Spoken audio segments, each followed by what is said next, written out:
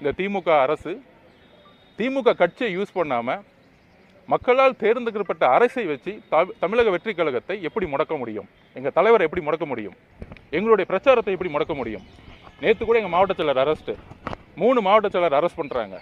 So இந்த மாதிரி கட்சியை முடக்கக்கூடிய ஒரு ஜனநாயக படுகொலையும் ஒரு எமர்ஜென்சியை ஒரு லாண்ட் ஆர்டர் மூலியமாக உருவாக்கியிருக்காங்க.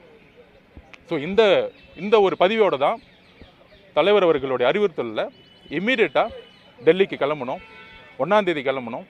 இங்கே வந்து உச்சநீதிமன்றத்தில் இருக்கக்கூடிய சீனியர் அட்வொகேட்ஸ் கோபால் சுப்ரமணியன் சாராக இருக்கட்டும், ஹரிமா சாராக இருக்கட்டும், எல்லாரும் அதுக்கு முன்னாடி இன்னொரு பதிவு பண்ணிடுறேன், எங்களுக்கு வந்து வழக்கறிஞர்கள் கிடைக்கக்கூடாதுன்னு ஒட்டுமொத்த ஒரு ஒரு ஒரு ஒரு செயலை வந்து செய்ய முற்பட்டாங்க.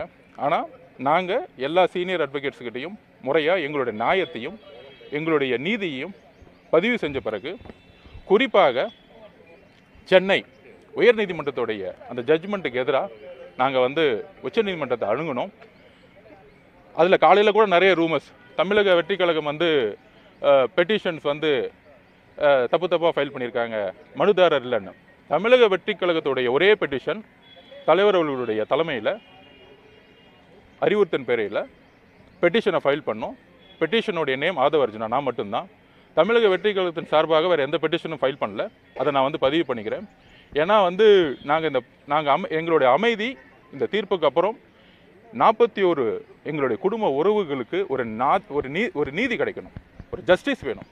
5வது நாள் எங்கள் தலைவர் எங்ககிட்ட எல்லாரையும் பார்த்து சொன்னார், நம்ம இந்த குடும்பத்தை எல்லாத்தையும் நான் பர்சனலாக தத்தெடுக்க போகிறேன், நம்ம வாழ்க்கை முழுசும் நான் வந்து இவங்களோட பயணிக்க போகிறேன்.